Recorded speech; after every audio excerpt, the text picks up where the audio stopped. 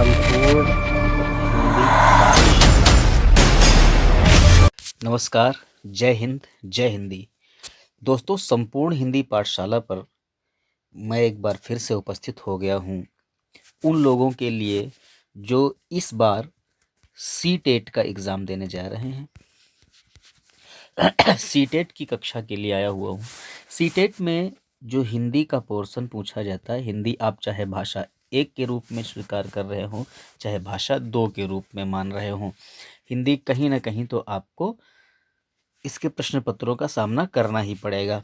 तो मैं आपके सामने उपस्थित हो गया हूँ 2023 का प्रश्न पत्र लेकर के। 2023 में जो हिंदी भाषा का पहला रूप यानी कि हिंदी भाषा 1 के रूप में जो चुना गया था, भाषा 1 हिंदी लेकर के उपस्थित हो गया हूँ। तो बिना किसी भूमिका के सीधे प्रश्नों पर चलते हैं, देखेंगे कि किस प्रकार के प्रश्नों का हम सामना करते हैं और कैसे हमको करना है, ये भी स्ट्रेटजी भी आज आप लोगों के सामने रखी जाएगी, समझी जाएगी। तो सीधा चलते हैं प्रश्नों पर। अच्छा, प्रश्नों पर चलने से पहले थोड़ा सा हम जान लेते हैं कि पेपर का पैटर्न क्या होगा। पेपर पैटर्न देखना बहुत ज़रूरी होता है। अगर आप पेपर पैटर्न की जानकारी नहीं रखते हैं तो फिर कई लोग ऐसे होते हैं जो कहीं का कहीं गोला भर के चले आते हैं और नंबर नहीं पाते हैं। फिर कहते हैं कि सर जी हमसे गलती हो गई, या हम समझ नहीं पाए, वहाँ कोई बताने वाला नहीं था तो हमारा नहीं हो पाया। एक बार में आपकी परीक्षा निकलेगी, 100% गारंटी है। लेकिन तब जब आप ध्यान से देख करके जाएंगे, जैसे कि यहाँ आप देख सकते हैं कि आपका जो प्रश्न पत्र होगा वो 5 भागों में बटा होगा। पहला भाग जो होगा प्रश्न पत्र का वो 1 से 30 क्वेश्चन तक के बाल विकास व शिक्षा शास्त्र पर आधारित क्वेश्चन होंगे, जिसको आप चाइल्ड डेवलपमेंट एंड पेडागोजी कहते हैं। 31 से 60 तक के सवाल गणित के आएंगे, सामान्य गणित रहेगी। 61 से 90 तक के पर्यावरणीय अध्ययन के अंतर्गत सवाल आएंगे, इन्वायरमेंटल स्टडीज। और 91 से लेकर 120 तक के भाषा 1 आएगा। तो चाहे आप इसमें अंग्रेजी चूज किए हों, चाहे हिंदी या फिर संस्कृत, किसी ने भाषा 1 के रूप में जब आप फार्म भर रहे होंगे तो वहाँ चुनने को कहा गया होगा भाषा चुनो। आप अपने एडमिट कार्ड पर भी देख लीजिएगा, वहाँ लिखा होगा भाषा 1, भाषा 2। तो भाषा 1 में अगर आपके पास इंग्लिश है, ठीक है ना, अगर भाषा 1 इंग्लिश है तो आप 91 से लेकर के 120 तक के क्वेश्चन करेंगे अंग्रेजी के। और अगर आपने, यहाँ अंग्रेजी 1 की बात कर रहा हूं, अगर आपने हिंदी को ले रखा है भाषा 1, ठीक है ना, तो 91 से 120 तक हिंदी वाले करेंगे। अगर आपने संस्कृत का ले रखा है तो जिन लोगों ने संस्कृत का पेपर ले रखा है, संस्कृत को भाषा 1 मान रखा है, उनको एक सप्लीमेंट्री बुक मिलेगी। 2 प्रकार के क्वेश्चन पेपर मिलेंगे। जिन्होंने अंग्रेजी और हिंदी लिया है उनको एक ही क्वेश्चन पेपर से काम चलाना होगा, लेकिन जिन्होंने संस्कृत लिया है तो चूंकि उस क्वेश्चन पेपर में संस्कृत भाषा नहीं रहती है और भी कई भाषाएं हैं, तो संस्कृत भाषा के लिए अलग सप्लीमेंट्री बुक मिलेगी जिसमें हिंदी संस्कृत 1 और संस्कृत 2 लिखा होगा, ठीक है ना। तो जहां संस्कृत 1 लिखा होगा वो 91 से लेकर के 120 होगा। जहां भाषा 2 लिखा होगा, ध्यान रखना, भाषा 2 में आपको 121 से लेकर के 150 तक के क्वेश्चन मिलेंगे, ये ध्यान रखना है, ठीक है ना। कंफ्यूज बिल्कुल नहीं होना है। तो जिन्होंने अंग्रेजी को भाषा 1 चुना है वो जहां इंग्लिश 1 लिखा होगा 91 टू 120 क्वेश्चन होंगे, उनको लेंगे। और उनको भरना कैसे है, मैं OMR सीट भी आपको दिखा देता हूं, देखते चलिएगा। इस तरह की आपकी OMR सीट मिलेगी आपको। OMR सीट को मैंने इस तरीके से इसलिए रखा ताकि आ जाए, नहीं तो साइज में नहीं आ पा रहा था। आप देखेंगे यहाँ पर आपको रोल नंबर भरना होगा, प्रश्न पुस्तिका का कोड भरना होगा। ये जो M दिया गया है आपको इसको भरकर गोला करना होगा। यहाँ देखा जाएगा ना, यहाँ भी M है और यहाँ भी M है। आपको M भर करके यहाँ इस कोड में M भरकर गोला M में गोला कर देना होगा, ठीक है ना। उसके बाद में हम जो भाषा की बात करते हैं, भाई देखिएगा यहाँ से ये 30 तक क्वेश्चन आपके जो हैं, इतने ये क्वेश्चन आपके चाइल्ड पेडागोजी के हो जाएंगे, ये वाले क्वेश्चन आपके मैथमेटिक्स के हो जाएंगे, ठीक है ना। ये वाले पर्यावरणीय अध्ययन के हो जाएंगे। यहाँ जो ये वाला आता है चौथा नंबर वाला कॉलम जो आएगा 30 क्वेश्चन का, ये फोर्थ वाला, तो यहाँ पर लैंग्वेज 1 रहेगा। अगर आपने अंग्रेजी ले रखा है तो अंग्रेजी वाला अंग्रेजी में देखना जो 91 से शुरू हो रहा हो, जो अंग्रेजी वाला। अगर आपने लैंग्वेज 1 के रूप में अंग्रेजी चुना है तो 91 जहाँ क्वेश्चन शुरू हो रहा है, 91 जहाँ क्वेश्चन शुरू हो रहा है, वहाँ से ये वाला करेंगे, ठीक है ना। और अगर आपने हिंदी को ले रखा है तो हिंदी में भी 91 वाली सीरीज जहाँ से शुरू होगी वो भरेंगे। अगर आपने संस्कृत ले रखा है भाषा 1 के रूप में तो 91 वाली सीरीज भरेंगे। यहाँ भाषा 2 है और यहाँ भाषा 1 रहेगा, ये विशेष ध्यान रखना है आपको। कोशिश ये करिएगा भाषा 2 को पहले ना ले आइएगा, उसमें लिखा होता है बाकायदा। अगर आपने अंग्रेजी को भाषा 1 के रूप में चुना है तो 91 से 120 करें। अगर आपने हिंदी को भाषा 1 के रूप में चुना है तो 91 से 120 को का चयन करें। और अगर आपने संस्कृत को भाषा 1 के रूप में चुना है तो फिर 91 से 120 को का चयन करें, ठीक है ना। फिर भाषा 2 में आप जाएंगे। भाषा 2 में आपने जो भी भाषा 2 रखी हो, अंग्रेजी भाषा 2 रखी है, हिंदी भाषा 2 है या फिर संस्कृत भाषा 2 है, ठीक है ना। जो लोग संस्कृत बैकग्राउंड के हैं वो खास तौर से ज़्यादातर हिंदी को भाषा 1 रखते हैं और अंग्रेजी और संस्कृत को भाषा 2 रखते हैं। कुछ लोग संस्कृत और अंग्रेजी के कॉम्बिनेशन के साथ भी जा सकते हैं। तो आप देख लेना कि आपके प्रश्न पत्र पर भाषा 1 भाषा 2 क्या है, ठीक है ना। इस तरीके से आपको करना होगा। अगर आप ऐसा नहीं करते हैं तो फिर आपके मार्क्स कटने की संभावनाएं बनी रहेंगी। सीधा चलते हैं क्वेश्चन पर। ये 2000 मैंने आपको बताया 2023 का पेपर है। 2023 के पेपर में ये मैं भाषा 1 हिंदी लेकर के आया हुआ हूँ। हिंदी का जो भाषा 1 था वो मैं लेकर के आया हूँ, भाषा 1 के क्वेश्चन लेकर आया हूँ। कहा गया कि उस युक्ति का चयन कीजिए जो नीचे दिए गए उदाहरण से मेल खाती है। मैं भाषा पर ध्यान केंद्रित रखती हूँ, मैं इस बात का पूरा ध्यान रखती हूँ कि यह सही हो। अब क्या कहा गया है, इस उक्ति से रिलेटेड जो ये इसमें इन विकल्पों में से जो मिलेगा वो आपको सही चयन करना होगा। मैं भाषा पर ध्यान केंद्रित रखती हूँ, मैं इस बात का पूरा ध्यान रखती हूँ कि यह सही हो। तो ये किस प्रकार का तरीका है, परभाषा व्यवहार व्यवहार है, यानी ट्रांसलेम्यूजिंग है, या फिर याद करना है, या पुनरावृत्ति करना, दोहराना, या फिर स्वनिरीक्षण है। तो ध्यान दीजिएगा, यहाँ साफ साफ कहा गया कि मैं भाषा पर ध्यान केंद्रित रखती हूँ, यानी अपने ऊपर कंट्रोल रखती हूँ, ध्यान देती हूँ कि मैं क्या बोल रही हूँ। तो क्या हो गया, ये स्वनिरीक्षण हो गया। ये परभाषा व्यवहार नहीं है, याद रखना भी नहीं है, या फिर ये पुनरावृत्ति भी नहीं है। अब इन बातों को कैसे समझोगे कि हम इनको कैसे समझ पाएंगे तो ध्यान रखना, ये जो परभाषा व्यवहार होता है ये क्या होता है, ये एक भाषा से दूसरी भाषा में क्या कहते हैं ना, अनुवाद करने की प्रवृत्ति होती है। किसी की भाषा आपने पढ़ी और उसको एज इट इज दूसरी भाषा में कन्वर्ट करना होता है, तो हम इसका प्रयोग कर रहे होते हैं, ठीक है ना। याद करने की बात कर रहे थे तो ये स्मृति से रिलेटेड है, ठीक है ना। तो यहाँ कोई स्मृति की बात तो नहीं की गई है, ध्यान रखा जा रहा है। याद रखना और ध्यान रखने में बहुत बड़ा अंतर होता है। पुनरावृत्ति करने की बात होती है, दोहराने की। तो बार बार एक ही बात को अगर हम दोहराएंगे तो ध्यान रखने की इसमें कौन सी बात हो गई। तो ये जो चौथा ऑप्शन है स्वनिरीक्षण, यानी कि अपनी बात को हम देखते रहते हैं, समझते रहते हैं कि हम कितना सही कह पा रहे हैं, है ना। तो इस विकल्प के साथ हम लोग चले जाएंगे। आपका 91 क्वेश्चन हो गया।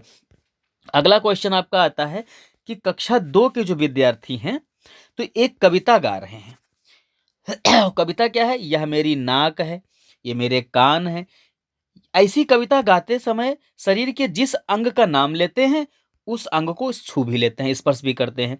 तो यहाँ जो अध्यापिका जिस विधि का प्रयोग कर रही है, ध्यान देना, जब आप बीएड कर रहे थे तो आपको सारी विधियां पढ़ाई गई थी, है ना, उन्हीं में से है। तो ये जो अध्यापिका है जिस विधि का प्रयोग कर रही है, कौन सी विधि का प्रयोग करके उन बच्चों को सिखाने का प्रयास कर रही है, ये आपको ध्यान देना है। तो 2-4 विकल्प दिए गए हैं, विभिन्न दर्शनग्राही, सभ्यभाषिक, संप्रेषणात्मक भाषा शिक्षण, यह समग्र भौतिक प्रक्रिया के अंतर्गत आएगा। आप ध्यान दीजिएगा ध्यान से कि विभिन्न दर्शनग्राही का क्या मतलब होता है। विभिन्न दर्शनग्राही मतलब होता है कि ये क्या होता है कि कई प्रकार की इंद्रियां, जैसे छूना, देखना, ये सब चीजें इसके अंतर्गत आती हैं, ठीक है ना। श्रव्य भाषिक क्या होता है, ये केवल सुनने और बोलने पर निर्धारित होता है। श्रव्य माने सुनना, भाषिक माने बोलना। और ये जो संप्रेषणात्मक भाषा शिक्षण क्या है? संप्रेषण क्या होता है? संप्रेषण माने होता है एक दूसरे के सामने प्रस्तुत करना, है ना? संचार पर केंद्रित केंद्रित होता है। तो इसमें शारीरिक क्रियाएँ अनिवार्य नहीं होती हैं और यहाँ क्या कहा गया है कि वे सारे अंगों को छू रहे हैं, स्पर्श कर रहे हैं। ठीक है ना? ध्यान देना। एक और आ रहा है समग्र भौतिक प्रक्रिया। तो समग्र भौतिक प्रक्रिया क्या होता है? समग्र भौतिक प्रक्रिया में होता है कि बच्चे बोलते भी हैं और अभिनय भी करते हैं। वही बात यहाँ कही जा रही है। क्या कहा जा रहा है कि यह कविता गाते समय वे शरीर के जिस अंग का नाम लेते हैं, उसको स्पर्श करते हैं। तो समस्त प्रकार की भौतिक क्रियाएं हो रही हैं, इसमें आंगिक क्रियाएं भी हो रही हैं, बच्चा बोल भी रहा है, तो ये समस्त प्रकार की भौतिक क्रियाएं जो हो जाएंगी, ये वाला विकल्प आपका सही हो जाएगा। हम इसके साथ चले जाएंगे। ठीक है ना? अगले क्वेश्चन पर आते हैं। अगला क्वेश्चन कहता है कि विद्यार्थी पिछली इकाई से शब्द लेकर 5 प्रश्नों के उत्तर समूह में देने का काम कर रहे हैं। वे अपने सवालों को दूसरे समूहों के साथ अदला बदली करते हैं और सवालों के उत्तर देने की कोशिश करते हैं। ये किस प्रकार का उदाहरण है? पढ़ने के तरीके दिखाए जा रहे हैं कि जो हम लोग पढ़ते थे ना, तो पढ़ने का तरीका निकालते थे। तो किस प्रकार के पढ़ने का तरीका आएगा? ये सहपाठी आकलन के अंतर्गत आएगा, स्व आकलन के अंतर्गत आएगा, पृष्ठ पोषण यानी फीडबैक के अंतर्गत आएगा, या फिर पठन और पठन आकलन के अंतर्गत आएगा? तो ध्यान देना, आपको मैं बता दूं कि पठन आकलन क्या होता है। ये जो लास्ट वाला आप देखिएगा, क्या है पठन आकलन क्या होता है? कि हम जो पढ़ते हैं, तो पढ़ने के बाद उसका जो मूल्यांकन करते हैं, उसको हम क्या कहते हैं? पठन आकलन कहते हैं, है ना? तो ये जो गतिविधि है, इसके अंतर्गत तो आएगा नहीं भाई। पढ़ने के बाद तो उसका हम आकलन कर नहीं रहे हैं। क्या कहा गया है कि विद्यार्थी पिछली इकाई से, पिछला जो पढ़ लिया है उसने, वहां से 5 प्रश्न के उत्तर समूह में देने का काम कर रहे हैं। एक पढ़ लिया है और एक समूह में बैठ गए हैं, है ना? ध्यान से समझिएगा। पढ़ जो आपका टॉपिक हो चुका है, उसमें से 5 क्वेश्चन लिया, समूह में बैठे हुए हैं और अपने सवाल एक को क्या है, दूसरे समूहों के साथ अदला बदली करते हैं और सवालों के उत्तर देने की कोशिश करते हैं। तो ये पृष्ठ पोषण भी नहीं। पृष्ठ पोषण क्या होता है? फीडबैक क्या होता है? फीडबैक होता है कि कोई पढ़ा रहा हो, है ना, और उसको सुने, समझे ना, और बताएं कि कैसा पढ़ाया है, अच्छा पढ़ाया, बढ़िया, खराब पढ़ाया, क्या है ना? ये होता है। स्व आकलन क्या है? कि हमने जो पढ़ा है वो हम सही पढ़ पा रहे हैं कि नहीं पढ़ पा रहे हैं, खुद से खुद का मूल्यांकन करना स्व आकलन कहलाता है। तो यहाँ पर समूह तो नहीं आया, ना तो इसमें समूह आया है, ना इसमें समूह आया और ना ही इसमें समूह आया। सहपाठी आकलन देखिएगा क्या है। सहपाठी आकलन क्या है? कि साथ के जो छात्र हैं, वो तुम्हारी कमियों को देख करके तुमको बताएंगे, समीक्षा करेंगे। तो ये जो सहपाठी आकलन है, वही यहाँ हो रहा है। देखिएगा ध्यान से। अपने सवालों को दूसरे समूहों के साथ अदला बदली करते हैं, पूछते हैं, वो उनसे पूछते हैं, वो उनसे पूछते हैं। तो ये सहपाठी आकलन के अंतर्गत आता है। ये वाला पहले विकल्प के साथ हम लोग चले जाएंगे। क्लियर हो गया होगा, मुझे ऐसा लगता है कि आप लोग समझ पा रहे होंगे। अगला देखिए, मुझे यह काम बहुत ही पसंद है। कौन सा काम? कि जब अध्यापिका मुझे कार्ड देती है जिस पर कोई शब्द या वाक्य लिखा होता है, मैं उससे संबंधित अभिनय करती हूँ और समूची कक्षा शब्द वाक्य के बारे में अनुमान लगाती है। शिक्षार्थी की प्राथमिकताओं के साथ शिक्षार्थी की टिप्पणी की पहचान कीजिए कि किस बात पर वो चर्चा कर रही है। भाई, कोई टीचर है जो उसको एक कार्ड देती है, उसमें कुछ लिखा होता है, वो पढ़ेगी और बताएगी नहीं, अभिनय करके दिखाएगी। लोग बच्चे अनुमान लगाएंगे कि वो उसमें कार्ड में क्या लिखा था। ठीक है ना? तो ये किस प्रकार का शिक्षण विधि है? क्या है? कि जब मैं गतिबोधक तरीके से संलग्न रहती हूँ तो मुझे भाषा अच्छी तरह से याद रहती है। जब मैं देखती हूँ तो मुझे भाषा अच्छी तरह से याद रहती है। जब मैं सुनती हूँ तो मुझे भाषा अच्छी तरह से याद रहती है। जब मैं कार्ड से वाक्य को याद करती हूँ, मुझे भाषा अच्छी तरह से याद रहती है। अब ये किसके अंतर्गत आएगा? तो यहाँ पर आप देखिएगा क्या लिखा है। पहली बात, आप जब शिक्षण विधि देखने जा रहे हैं, तो ये जितना भी रटना है, याद करना है, ये सब चीजें छोड़ दीजिएगा। इनको बिल्कुल भी काट दीजिएगा, तुरंत काटिएगा, लगाने नहीं है इस पर। जब मैं सुनती हूं तो मुझे भाषा अच्छी तरीके से याद रहती है, ठीक है ना? तो खाली सुनने से भाषा अच्छी तरीके से याद नहीं रह जाएगी, ये भी ध्यान देना। बात समझ गए ना? और दूसरा वाला आप देख लीजिएगा दूसरा क्या कहता है, जब मैं देखती, ये भी काट दो, जब मैं देखती हूँ तो मुझे भाषा अच्छी तरीके से, भाषा देख करके तो आप सीख सकते नहीं हैं, ठीक है ना। ये सिर्फ जो देख सकते हैं, सुन नहीं सकते हैं, उनके लिए है, और ये जो सुन सकते हैं, देख नहीं सकते हैं, उनके लिए है। यहाँ तो तुम देख भी सकते हो और सुन भी सकते हो, और इसमें यही यही चीज़ बताई भी गई है, ठीक है ना।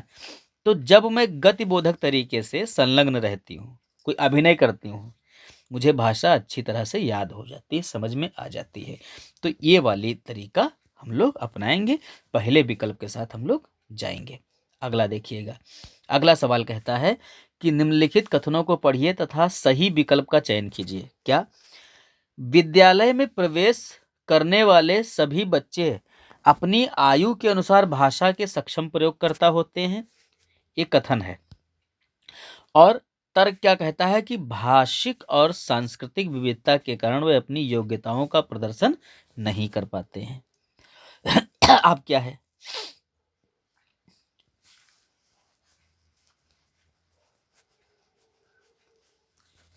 अब देखिए क्या है, पूछा गया है कि क्या ये गलत है और आर सही है। फिर देखिएगा, अभी तुरंत ही नहीं गोला लगा देना है। ये और बी दोनों सही हैं तथा आर ए की सटीक व्याख्या है। अब देखिएगा, ये और आर दोनों सही है, यहां बी की जगह पर आर होना चाहिए था, ठीक है ना। ए और आर दोनों सही हैं, परंतु आर ए की सही व्याख्या नहीं है। ये सही है परंतु आर गलत है। अब आप किसके साथ जाएंगे, तो यहां जो पहले वाली बात कही गई, क्या कि विद्यालय में प्रवेश करने वाले सभी बच्चे अपनी आयु के अनुसार भाषा के सक्षम प्रयोग करता है। जो एडमिशन लेने आया है बच्चा, भाषा का सक्षम प्रयोगकर्ता कैसे होगा। सक्षम प्रयोगकर्ता मतलब समझते हो, अपनी बात को पूरी तरीके से रखने में वो सक्षम हो, है ना, अव्वल हो, नहीं रख पाता है अपनी बात को। तो ये वाली बात तो पहले गलत हो गई। भाषिक और सांस्कृतिक विविधता के कारण भाषाएं अलग अलग हैं और संस्कृतियां अलग अलग हैं, वे अपनी योग्यताओं का प्रदर्शन नहीं कर पाते हैं। भाई किसी के यहाँ कोई दूसरी तरीके से समझाया पढ़ाया जा रहा है, किसी के यहाँ कोई दूसरे तरीके से समझाया पढ़ाया जा रहा है। आप अपनी बात का प्रदर्शन, वो बच्चा जो नया आया है पहले सीखेगा तब प्रदर्शन कर पाएगा, दूसरे माहौल में उसको समझने के लिए टाइम लगेगा, है ना। तो ये बात बिल्कुल सही है, यानी कि ये वाला गलत है और आर वाला सही है। इसमें कहाँ मिल रहा है भैया, एक ये पहला वाला मिला और क्या मिला, दोनों सही, ये तो गलत हो जाएगा, दोनों सही, ये भी गलत हो जाएगा और ये भी गलत हो जाएगा, तो ये वाला सही हो जाएगा, पहला वाला विकल्प आपका सही जाएगा, है ना।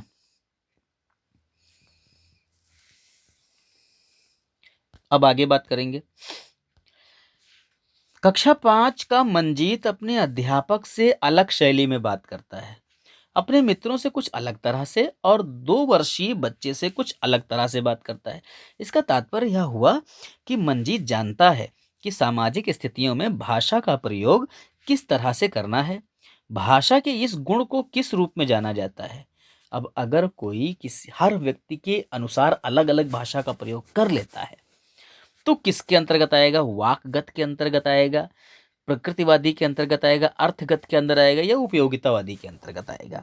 तो आपको मैं बता देना चाहता हूं कि जो वाकगत होता है ये केवल बोलने की प्रक्रिया पर आधारित है, कि बोलने में चतुर है तो वाकगत कहलाएगा। प्रकृतिवादी की बात करेंगे अगर हम, तो ये स्वभाव पर आधारित होता है, कि किसी व्यक्ति की आदत है लोगों से बात करने की, है ना, वो भी इसमें नहीं आएगा। अर्थगत की बात करें तो अर्थ से कोई मतलब ही नहीं है दूर दूर तक। यहां जो बात कही गई है, यहां बात कही गई है कि जैसा व्यक्ति देखता है उसके अनुसार वो बात करता है। तो उपयोगितावादी उसकी भाषा शैली है, जितना जरूरी समझता है उतना बोलता है। तो ये उपयोगिता वाली के साथ हम जाएंगे, चौथा विकल्प हो जाएगा। अगले सवाल पर आते हैं। देखिए मैंने कहीं आपसे कहा नहीं है, अगर आपको ठीक लग रहा है ना, तो एक लाइक तो बनता है, एक लाइक करके जाएं, शेयर भी करें अपने दोस्तों को, और हो सके तो अपना कमेंट भी करें। अगर आपको ठीक लग रहा है तो आप थैंक यू बोल सकते हैं, नहीं ठीक लग रहा है तो भी आप बोल सकते हैं कि ये चीज़ें आपने गलत पढ़ाई हैं, अच्छी नहीं लगी, है ना? जो चीज़ नहीं समझ में आई, ऐसा भी बोल सकते हैं। और सही पढ़ाया तो फिर आप कह भी सकते हैं कि आपने सही पढ़ाया। एक माँ ने इस बात की ओर ध्यान दिया कि उसकी बच्ची कभी-कभी ऐसे शब्द बोल जाती है जो ना तो उसने कभी किसी वयस्क से सुने हैं और ना अपने भाई-बहनों से सुने हैं। इस बात को लेकर वह भ्रमित है, क्योंकि उसका मानना है कि बच्चे अपने परिवार और आसपास के परिवेश में लोगों का अनुकरण करने करके भाषा सीखते हैं। उसका यह मत किससे ध्वनित या मेल खाता है? किससे ध्वनित होता है? किससे पता चलता है? भाई एक माँ है जो क्या करती है, उसको अपने बच्चे की ओर ध्यान देती है कि बच्ची कभी-कभी ऐसी बातें बोल जाती है जो किसी ने सुनी नहीं, है ना? कभी किसी वयस्क से सुने हैं, कोई बड़ा आदमी बोलता हो या भाई-बहनों से सुने हों। इस बात को लेकर वह भ्रमित है, क्योंकि उसका मानना है कि बच्चे अपने परिवार और आस-पास के परिवेश में लोगों का अनुकरण करके भाषा सीखते हैं।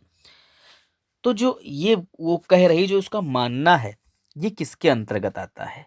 ये आपको देखना है। ठीक है ना? तो ये बहुभाषावाद के अंतर्गत आएगा क्या? भाई बहुभाषावाद क्या है?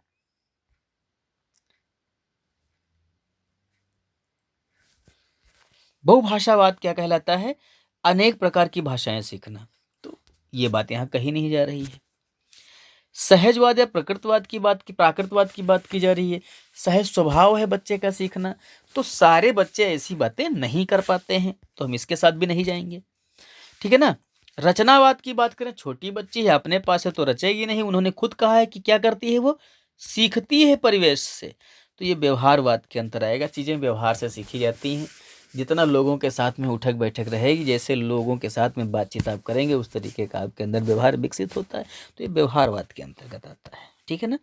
आगे बात करेंगे, अगले सवाल पर आएंगे कि कौशलों के उस समूह को क्या कहेंगे जो बच्चे औपचारिक पठन निर्देश से शुरू करने से पहले विकसित कर लेते हैं और जो बाद के अकादमिक कौशलों के लिए बुनियाद प्रदान करते हैं। कौशल की बात की जा रही है।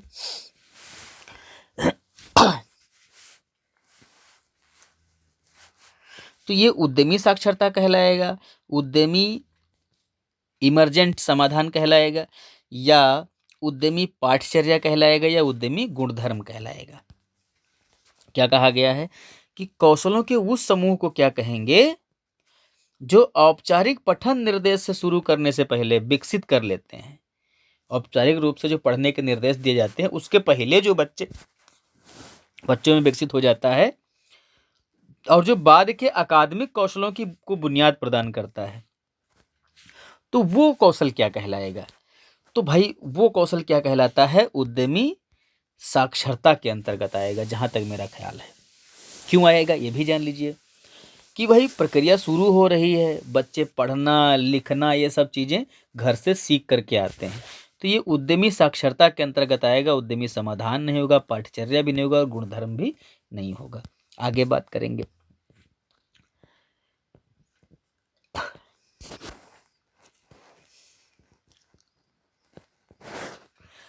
एक दादी नानी अपने घर में छोटे बच्चों को पुस्तकों से कहानियां पढ़कर सुनाना पसंद करती हैं। इस तरह से वह उन्हें पुस्तकों व नए विचारों से परिचित करवाती हैं और बच्चे भी इस प्रक्रिया में सक्रिय रूप से संलग्न रहते हैं। इस तकनीक को किस रूप में जाना जाता है? ये दादी नानी कहानियां पढ़ेंगी और बच्चों को सुनाएंगी, बच्चे भी उसमें आनंद लेते हैं और समझते हैं, सीखते हैं, पढ़ना भी सीखते हैं, है ना? तो ये किसके अंतर्गत आता है? ये सस्वर पाठन के अंतर्गत आएगा, मॉडल पठन पठन आएगा, साझा पठन आएगा, या संभाषिक पठन आएगा? तो जो सस्वर पठन है, आप देखिएगा, सस्वर पठन कविता के लिए होता है, खास तौर से जिसमें एक व्यक्ति बोलता है, दूसरा व्यक्ति उसके साथ लय में लय मिलाता है। तो दादी नानी ऐसी तो नहीं करती कि वो कहानी पढ़ेंगी, बच्चे भी हर बार बोलते हैं पीछे, वो सुनते हैं, ऐसा कहा गया है इसमें। तो ये गलत हो गया। मॉडल पठन क्या है भाई? मॉडल पठन क्या होता है?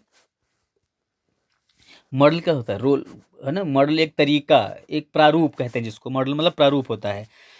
तो कोई पढ़ करके दिखाए आपको, सिखाया, आप उसा सीख करके पढ़ें, है ना? तो ये बातचीत तो नहीं हुई, ये भी काट देंगे हम। अब ये संभाषिक पठन की बात कर लेते हैं। तो संभाषिक पठन क्या होता है? किसी की भाषा से मिलता जुलता जो पढ़ना है वो संभाषिक पठन है, तो ये भी नहीं रहेगा। एक है साझा पठन, आप देख पा रहे होंगे 3 नंबर पर है साझा पठन। साझा पठन क्या होता है? ये एक ऐसी विधि होती है जहां बड़े लोग अपने बच्चों के साथ मिल करके किताबें पढ़ते हैं। अक्सर कहानी पढ़ते हैं क्योंकि कहानियां बच्चों को और बूढ़ों को, कोई भी हो, उसको भावनात्मक रूप से आपस में जोड़ने का काम करती हैं। इसमें किरदार होते हैं, है ना, कहानी में तमाम प्रकार के डायलॉग्स होते हैं, तो इन चीज़ों को एक साथ मिल करके पढ़ा जा सकता है, तो इसको हम साझा पठन के अंतर्गत रखेंगे। ये आपका 3 नंबर के साथ जाएगा। आगे बढ़ेंगे। पठन सिखाने का वह उपागम जिसमें मूल तत्वों जैसे वर्णों और स्वनिम से शुरू किया जाता है और जिसमें बच्चों को यह सिखाया जाता है कि समग्र रूप से पठन सीखने से पहले स्वनिम को शब्दों में से मिलाया जाता है। इस उपागम को क्या कहते हैं? अच्छा, स्वनिम क्या है? स्वनिम क्या है? ध्वनि। स्वनिम क्या है भैया? ध्वनि। याद रखिएगा, ये जो स्वनिम बताया जा रहा है ध्वनि है। फोनेक्स इसको अंग्रेजी में कहते हैं, याद रखना। हाँ, क्या कहा कि पढ़ना सीखने से पहले, पढ़ना सिखाने का वह उपागम माने तरीका, साधन जिसमें मूल तत्वों जैसे वर्ण माने अक्षर और स्वनिम यानी कि ध्वनियां, ध्वनियों से शुरू होती हैं चीजें। भाई पहले ध्वनि होती है, फिर उसके बाद वर्ण जब लिख दिया है तो वर्ण कहलाता है।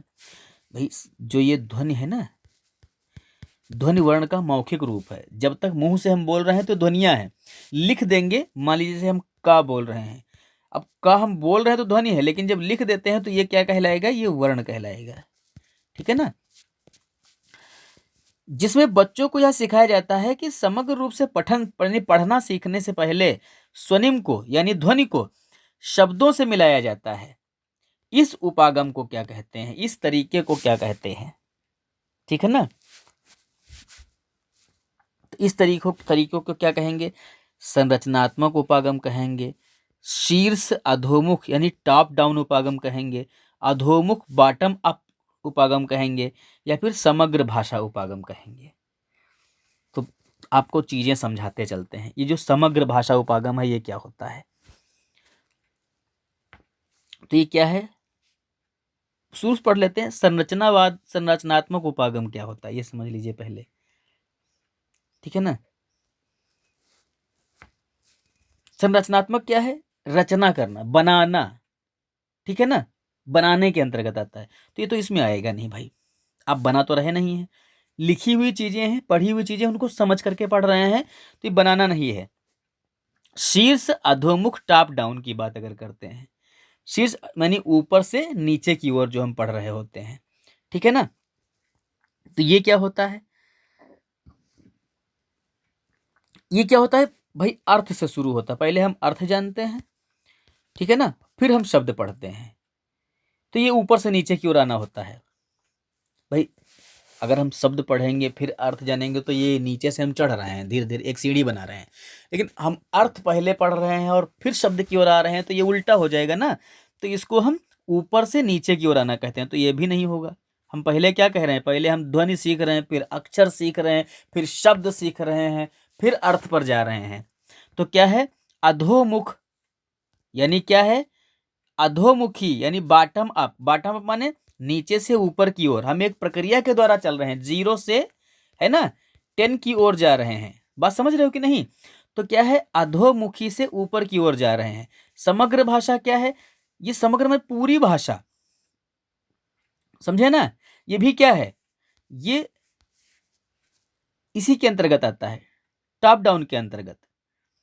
समग्र भाषा ये पूरी हम जानकारी प्राप्त कर ले रहे हैं, फिर जा रहे हैं। बात समझिएगा भाई। किसी बच्चे को पढ़ना सिखाने का ऐसा तरीका जिसमें हम भाषा के जो मूल तत्व हैं, वर्ण स्वनिम यानी कि ध्वनि से शुरू करते हैं। भाषा की सबसे छोटी इकाई जो होती है क्या होती है भाई? ध्वनि होती है। ध्वनि के बाद क्या होती है?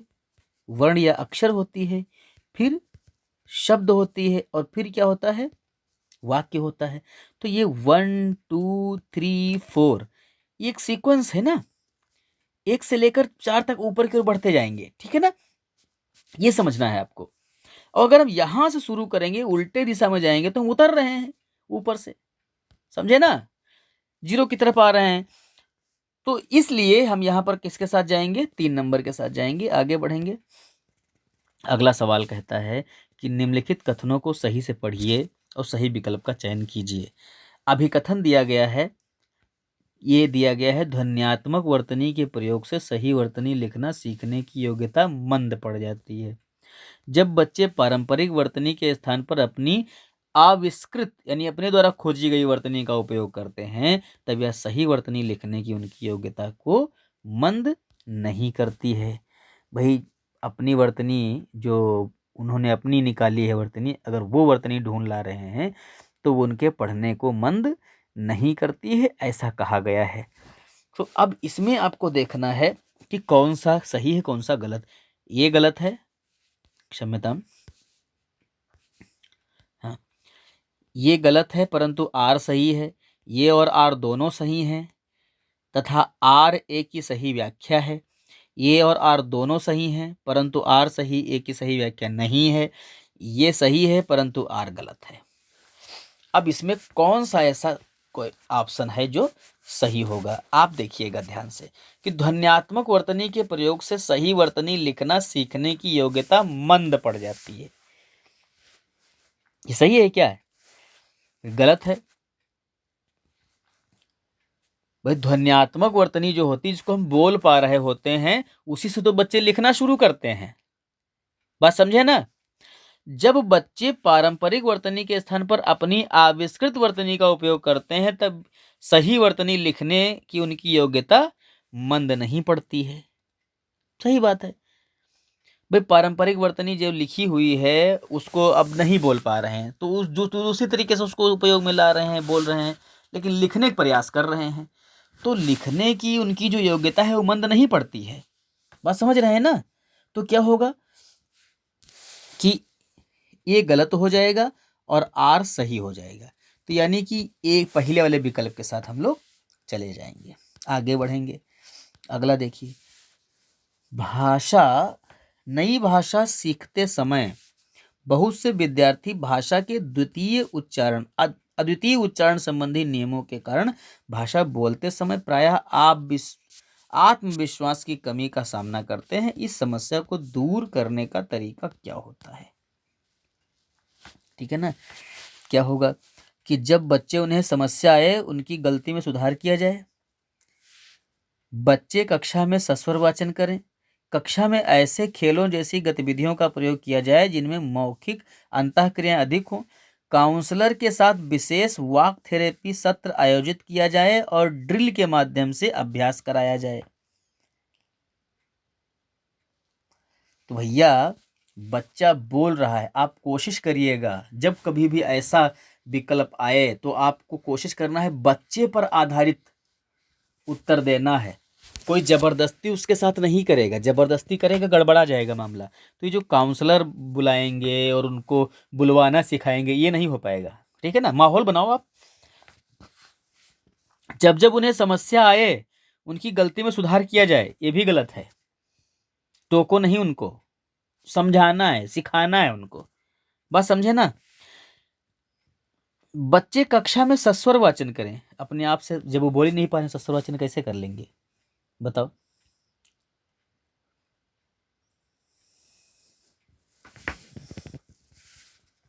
बात समझ में आई ना। ये तीसरा नंबर देखिएगा, कक्षा में ऐसे खेल बना करवाएं, है ना, ऐसी गतिविधियों का प्रयोग करें जिनमें मौखिक अंतःक्रियाएं अधिक हो। बोल नहीं पा रहा है, ऐसा कुछ काम करवा दें कि बोलना पड़े उसको, तो धीरे धीरे वो बोलना सीखेगा। तो ये चीजें हम बच्चे को केंद्र में लेकर के चलेंगे। किसके अनुसार, आप भैया देख लीजिएगा, क्या एनसीएफ पढ़े होंगे आपने, एनसीएफ 2005 ऐसा कहता है कि बच्चे को केंद्र में लेकर के चलो, बच्चे पर आधारित गतिविधियां करवाओ। तो गतिविधि को लेकर के हम ध्यान में चलेंगे। जब कभी भी आपको, आप चाइल्ड पेडागोजी पढ़ रहे हो तो उसमें भी ध्यान रखिएगा कि हम बच्चे को सिखाएंगे नहीं, बच्चे को फोर्स नहीं करेंगे, याद नहीं कराएंगे, रटाएंगे नहीं, उसकी गलतियों को सुधारने का प्रयास नहीं करेंगे। क्या करेंगे, अवसर देने का प्रयास करेंगे। ये ध्यान रखना है आपको, ठीक है ना। आगे बढ़ते हैं। कक्षा 3 की अध्यापिका अपने शिक्षार्थियों को नई शब्दावली से परिचित करवा रही है। निम्नलिखित में से कौन सा नई शब्दावली सिखाने का प्रभावशाली तरीका है? अध्यापिका श्यामपट्ट पर शब्द का अर्थ लिखे और शिक्षार्थियों को उसे याद तो करवाना नहीं भाई, देखो बात है साफ, याद करवाओ, गड़बड़ा जाएगा मामला, समझे ना। अध्यापिका शब्दों के विलोम शब्द बताए और बच्चों की भाषा में उन शब्दों के अर्थ बताए।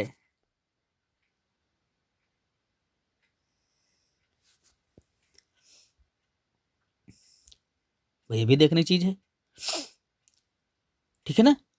क्या है, अध्यापिका क्या करे, शब्दों के विलोम बताए। भाई नई शब्दावली याद करवाई तो विलोम काहे बताएगी। अध्यापिका बच्चों को शब्दों की ठोस परिभाषा बताए। परिभाषा रटाने की जरूरत नहीं है भैया, जब कभी भी बात आएगी परिभाषा रटाओगे नहीं, परिभाषा बताने की जरूरत नहीं है, प्रयोग करवाना है। अध्यापिका स्थिति विशेष के अनुसार उस शब्द का अर्थ समझाने की कोशिश करे, ये सही है लास्ट वाला, ठीक है ना। स्थितियां ऐसी उत्पन्न करे कि बच्चे इस बात को समझें। ठोस परिभाषा बताने की जरूरत नहीं है, केवल विलोम और पर्यायवाची रटने से मतलब नहीं है, रटने पर जोर बिल्कुल नहीं देना है। तो ये जो तीनों ऊपर के थे ये गलत हैं तीनों, एनसीएफ 2005 कहता है, ठीक है ना। और उसी के अकॉर्डिंग आपको उत्तर लिखना है। आगे बढ़ते हैं। भाषा सीखना किससे संबंधित है? किससे?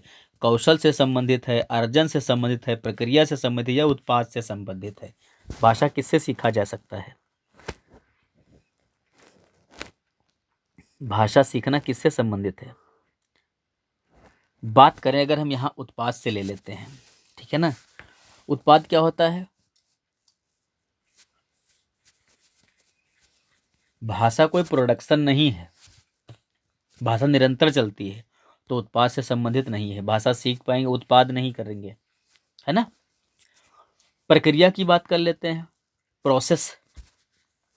ये ठीक है कि एक प्रोसेस होता है उसके सीखने का, है ना, लेकिन ये भी सही उत्तर नहीं माना जाएगा। अर्जन की बात करें तो भाषा अर्जन से नहीं सीखी जा सकती। अर्जन माने कहीं से इकट्ठी कर लेना, है ना। भाषा सीखने का हिस्सा है, जैसे माता से सीख लिया जाए या किसी और से सीख लिया जाए, लेकिन इकट्ठा कर लिया जाए, इसमें भाई आता है, अर्जन आता है, लेकिन अर्जन और अधिगम, सीखना माने अधिगम होता है, दोनों चीजें इसमें आएंगी तब जाकर के आएगा, खाली अर्जन नहीं आएगा, समझे ना। कौशल की बात कर लेते हैं। कौशल क्या होता है? भाषा सीखना एक स्किल है, एक कौशल है ना। तो इस यही हम सबसे ज्यादा इंपॉर्टेंट मानेंगे। भाषा सीखना क्या है? कौशल है, अर्जन नहीं है, प्रक्रिया नहीं, उत्पाद नहीं है, कौशल है ये, ठीक है ना। आगे बढ़ेंगे, अगले सवाल पर आते हैं। पठन के तरीकों का पाठक को क्या याद करना चाहिए से मिलान कीजिए। यानी कि कौन सा पढ़ने का तरीका है, उसमें क्या याद करना चाहिए, इसका मिलान करना है। तो अनुमान क्या होता है? अनुमान किसके साथ मिलाएंगे? लेखक कैसे लिखते हैं, इसके आधार पर यह सुनिश्चित करना चाहिए कि लेखक क्या महसूस करते हैं, इसकी बात करें तो ये अनुमान तो नहीं हो पाएगा, ठीक है ना। तो किसके साथ जाएंगे? अपरिचित शब्दों को समझने के लिए पाठ्य सामग्री कुछ हिस्सा लेने की मदद लेनी चाहिए, ये भी नहीं हो पाएगा। शीर्ष कथन या प्रस्ताव पर ध्यान देते समय यह देखना चाहिए कि सूचनाएं किस तरह से, ये भी अनुमान नहीं होगा। अनुमान लगाना है ना, अनुमान किसके अंतर्गत आएगा? तो पाठ्य वस्तु भाषा में किस तरह प्रयोग किया गया है, इस पर ध्यान केंद्रित करना चाहिए, तो इससे अनुमान आपका लग जाएगा, नहीं लगेगा। आगे बढ़ते हैं। पाठ्य सामग्री किस बारे में, यह जानने के लिए शीर्षकों और चित्रों का प्रयोग करना। भाई शीर्षक देखें, चित्र देखें तो उससे अनुमान लगा सकते हैं कि हाँ ये जो बताई जा रही है बात वो किससे रिलेटेड है। तो जो ए वाला है किसके साथ जाएगा? 5 के साथ ले जाइए। ध्यान रखना, मैंने ए को किसके साथ किया? 5 के साथ किया है। बी, निष्कर्ष निकालना किसके लिए आएगा? तो निष्कर्ष निकालने के लिए हम एक वाला प्रयोग कर सकते हैं, लेखक कैसे लिखते हैं इसके आधार पर सुनिश्चित करना कि क्या महसूस कर रहे होंगे, तो निष्कर्ष उससे निकल आते हैं। तो हमने बी को किसके साथ भेजा है? एक के साथ भेजा है। बी को किसके साथ भेजा? एक के साथ भेजा है। संदर्भ से जोड़कर अर्थ निकालना।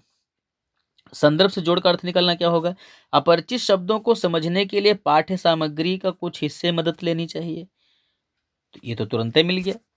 संदर्भ से जोड़कर हिस्से निकालना मतलब पाठ में जो चीजें दी अंडरलाइन करो कुछ चीजों को और उनसे अर्थ निकाल लो। तो ये संदर्भ से अर्थ निकालना होता है। तो क्या हो गया? मैं क्या करूंगा? सी के साथ किसको रखूंगा? 2 को रखूंगा। ठीक है ना?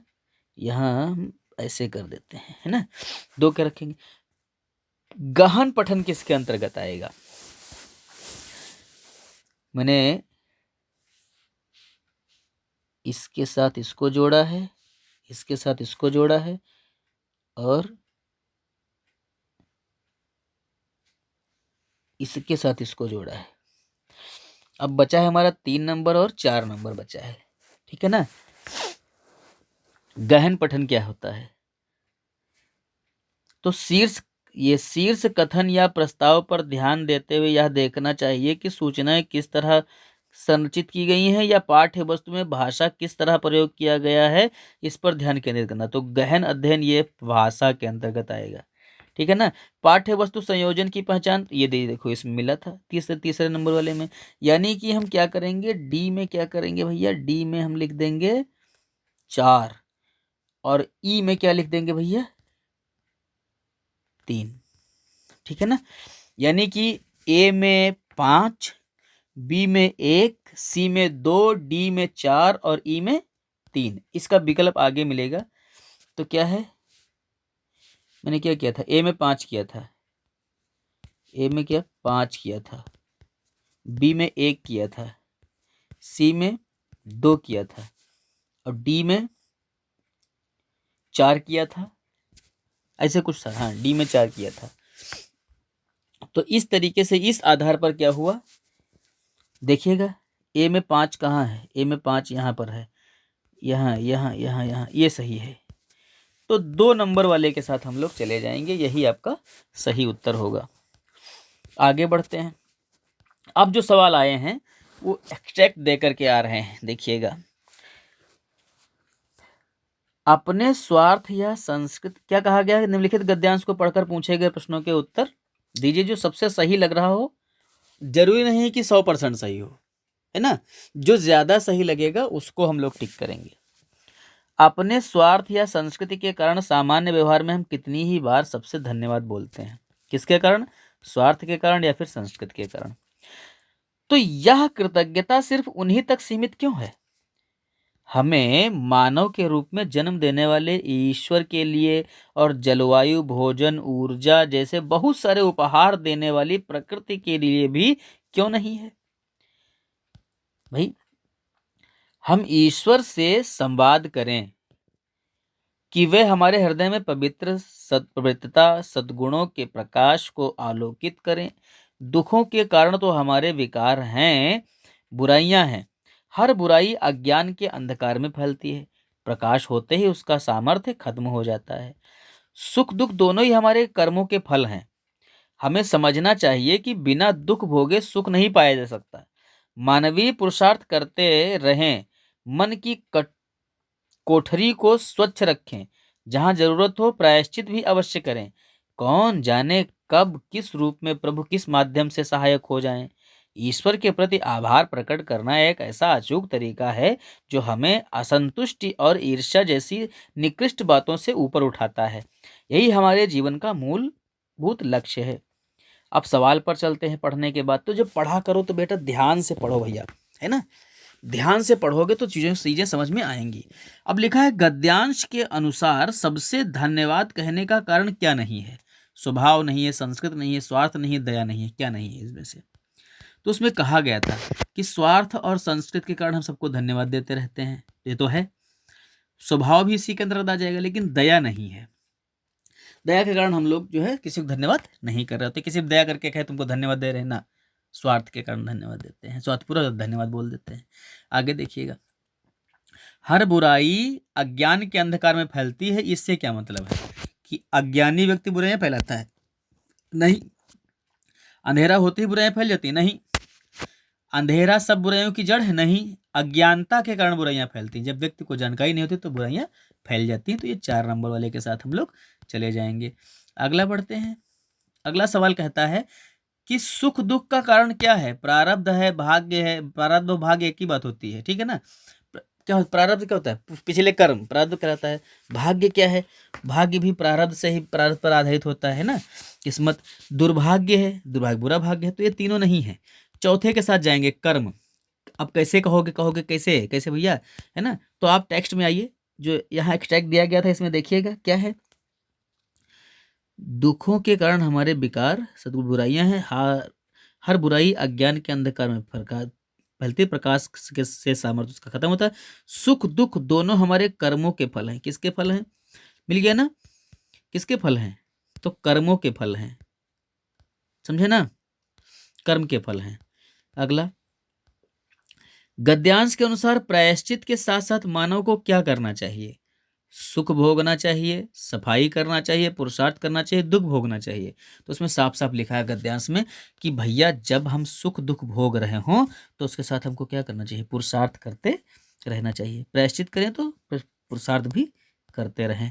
पुरुषार्थ माने कोई काम, भाई आपको जो जीवन मिला है, पुरुष का जीवन मिला है, मनुष्य का जीवन मिला है, तो उसके अनुसार जो काम दिए गए हैं उनको आप करते रहिए। मन की कोठरी को स्वच्छ रखने से क्या तात्पर्य है? मन सब विकारों का कारण है, गलत है। मन को नियंत्रण में रखना, यह भी गलत है। मन से बुरे भावों का निष्कासन, मन के अनुसार कार्य करना, मन के अनुसार कार्य करना गलत है।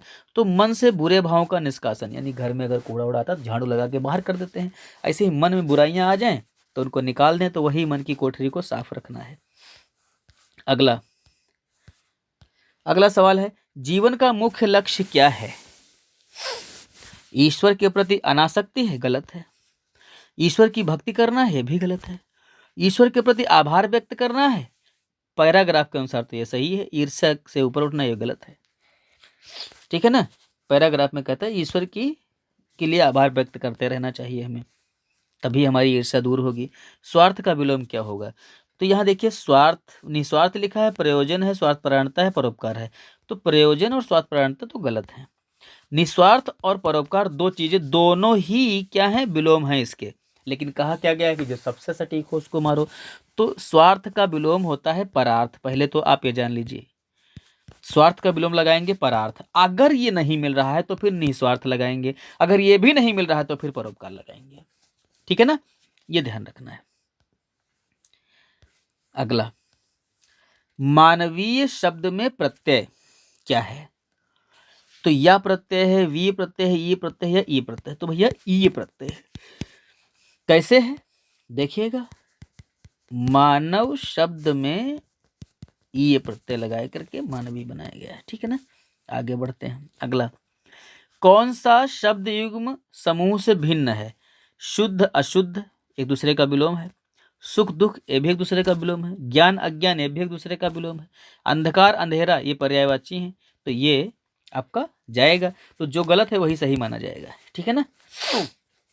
क्योंकि ये अलग है ना सबसे, सब में भाई एक नियम लागू हो रहा है विलोम का, लेकिन ये पर्यायवाची आएगा तो ये सबसे अलग हो गया। जो सबसे अलग है उसी को छांटना है, ठीक है ना। अच्छा बुरा मतलब नहीं है, हो गया। अगला सवाल, निम्नलिखित काव्यांश को पढ़िए और 115 से लेकर 120 तक के प्रश्नों के उत्तर दीजिए। उसमें सबसे सही वाला ढूंढना है। तो आया समय उठो तुम नारी, युग निर्माण तुम्हें करना है। आजादी की खुदी नींव में तुम्हें प्रगति पत्थर भरना है। अपने को मजबूर न समझो, जननी हो संपूर्ण जगत की, गौरव हो।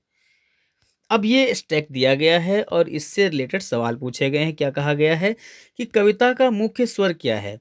अब भैया मुख्य स्वर जानने के लिए कविता को ध्यान से पढ़ो कि आया समय उठो तुम नारी, युग निर्माण तुम्हें करना है। नारी को संबोधित किया जा रहा है, नारी की शक्ति को। और आजादी की खुदी नींव में तुम्हें प्रगति पत्थर भरना है। पावर देखो अपनी, पहचानो।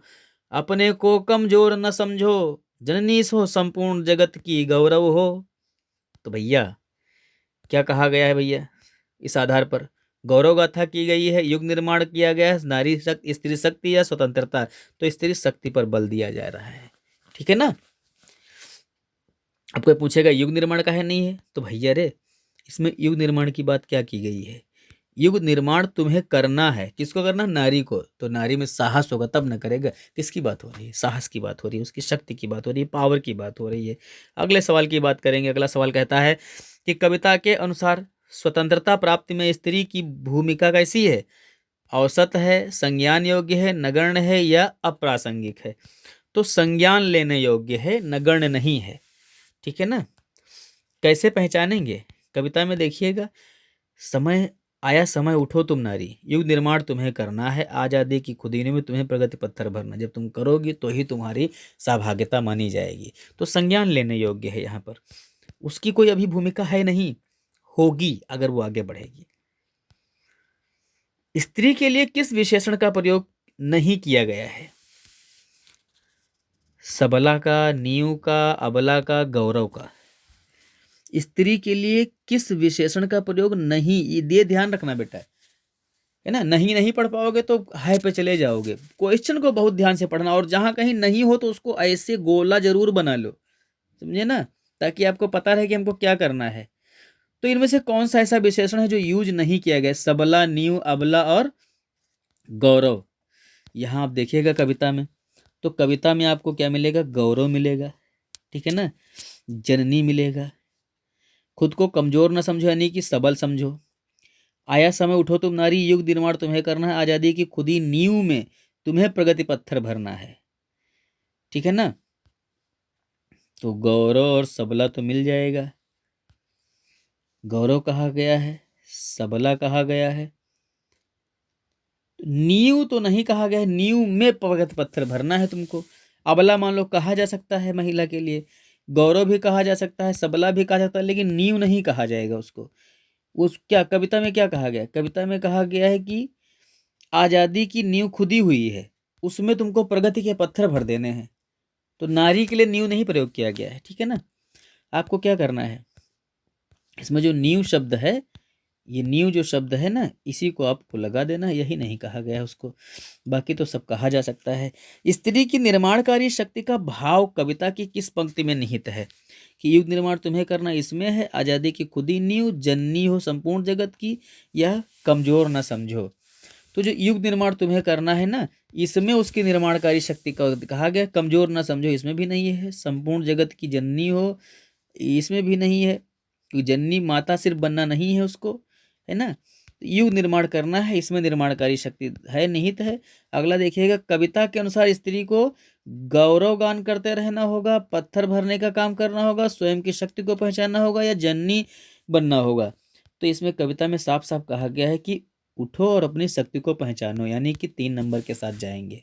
ध्यान देना बेटा, देख लो भाई साहब, है ना? क्या कहा गया है कि आया समय उठो तुम नारी, युग निर्माण तुम्हें करना है। बात समझिएगा। तो खुद की शक्ति को पहचानो। और क्या कहा गया? यहाँ देखिए, अपने को कमजोर न समझो। तो अपने को कमजोर नहीं समझो, यानी अपनी शक्ति को पहचान लो, समझे ना? यहां करेंगे क्या? स्वयं की शक्ति को पहचानने के लिए एक बात कही गई है। अगली बात, जननी हो संपूर्ण जगत की, पंक्ति में कौन सा अलंकार है? अनुप्रास अलंकार है, उपमा है, रूपक है, उत्प्रेक्षा, यमक है। तो यमक है नहीं यहाँ पर। जब वही शब्द फिर पर है, अर्थ और ही, और जब 2 या 2 से अधिक शब्द एक जैसे हो और अर्थ अलग अलग हो तो यमक होता है। रूपक कब होता है? एक रूप पर दूसरे रूप का आरोप किया गया हो, चरण, कमल, इस तरीके से शब्द हो तो होगा। उपमा किसी की किसी समानता दी गई हो, ये भी नहीं है। तो अनुप्रास अलंकार यहाँ पर है। अब अनुप्रास कहाँ है?